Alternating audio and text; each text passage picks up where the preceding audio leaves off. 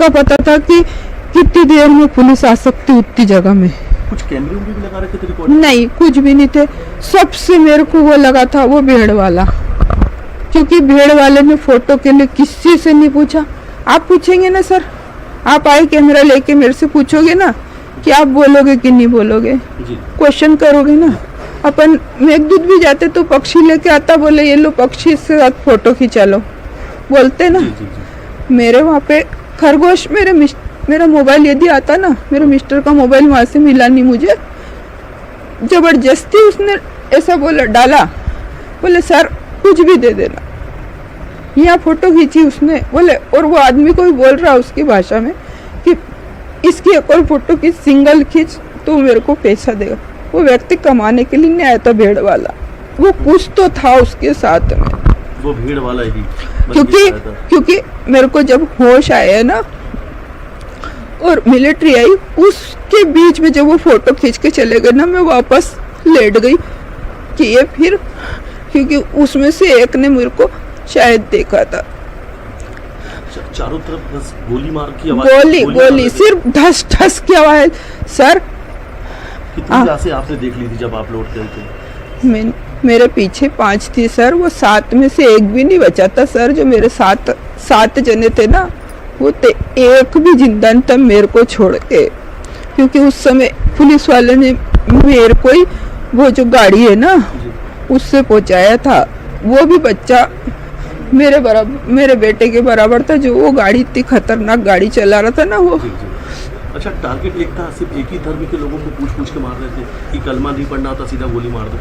Sir वो जो शादी वाले आप बोलो ना, कलमा वाले। हाँ।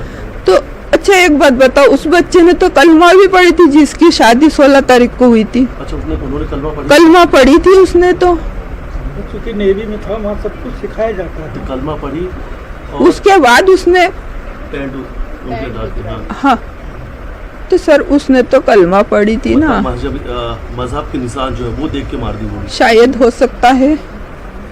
मैं धर्म के विरुद्ध तो कुछ भी नहीं बोलूँगी सर, पर मेरे मिस्टर ने तो बोला मैं क्रिश्चियन हूँ, मैं ईसाई हूँ, मेरे को कलमा नहीं आती और मैं कलमा नहीं पढ़ सकता। अच्छा, एक वीडियो में आवाज आ रही मेरे पति को बचा लो, मेरे पति को बचा लो।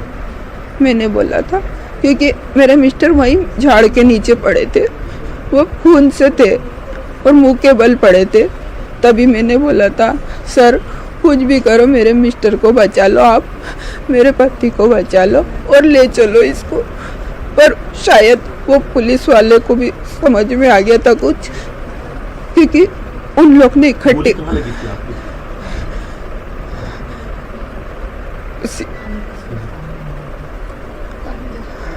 सर उनका क्या होगा आप बताओ ना। आप वीडियो बनाते, ये वीडियो वायरल करते सब, आप बताओ। हम वहाँ डल लेक में रुके थे, वहाँ का वीडियो कैसे वायरल हो गया? हम 4 जने, पति पत्नी और मेरे बच्चे थे। हम 4 दिनों का वीडियो मैंने दूसरे के फोन से देखा, वो कैसे वायरल होता? अब आप मेरे को बताओ, आप आए, वो उनका क्या होगा आप बताओ। मैंने तो मेरी जिंदगी खो दी, मेरे बच्चों का, मेरे बेटी का कौन क्या करेगा सर? कितने घंटे वहाँ पे दहशत का माहौल रहा? लगभग कितने घंटे तक लोग दहशत में रहे?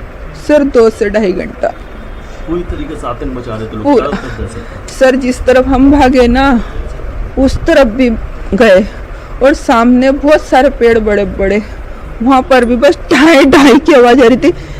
बस जो ये 16 वाली लेडीज थी ना, इसने अपनी पूरी मत लगाई और उसको कुछ बोला, वो मैंने नहीं सुना, मैंने दूसरों से सुना, पर मैंने वो नहीं सुना क्योंकि वो दूर थी, मैं बहुत दूर थी।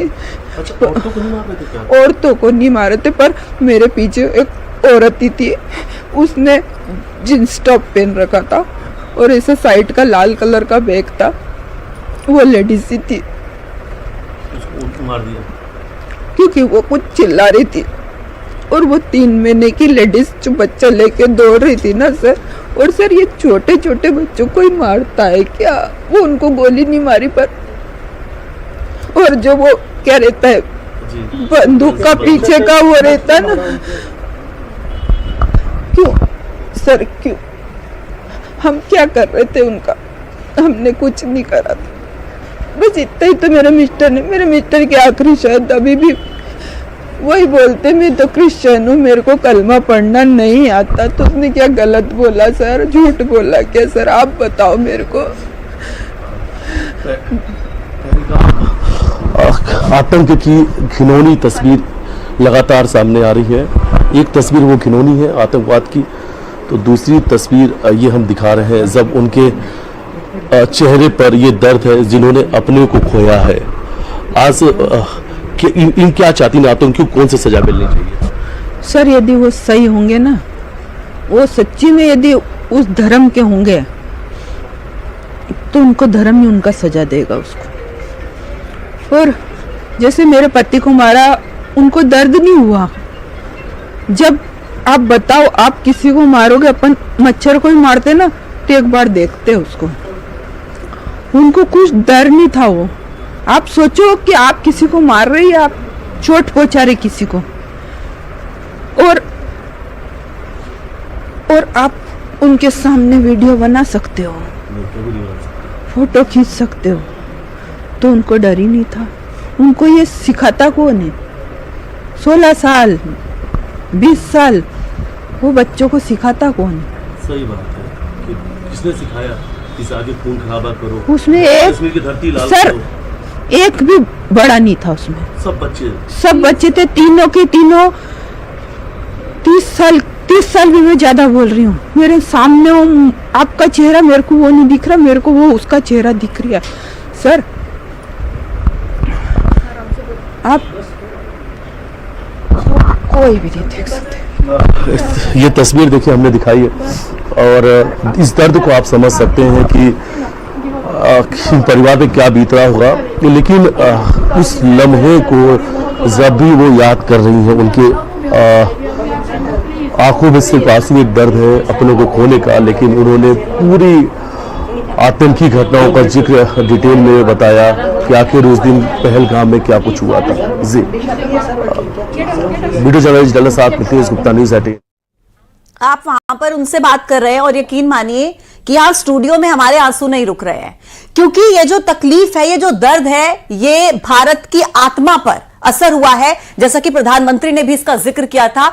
और यकीनन ये भारत की आत्मा पर इफेक्ट हुआ है, हमला हुआ है, और इसका बदला हर हिंदुस्तानी चाहता है। क्यों प्रशांत? बिल्कुल, हर हिंदुस्तानी चाहता है इस हमले का बदला। और जो सुशील नथानियल की पत्नी, जिन्होंने वो पूरा घटनाक्रम अपनी आंखों से देखा, न्यूज़ 18 के कैमरे पर उन्होंने एक एक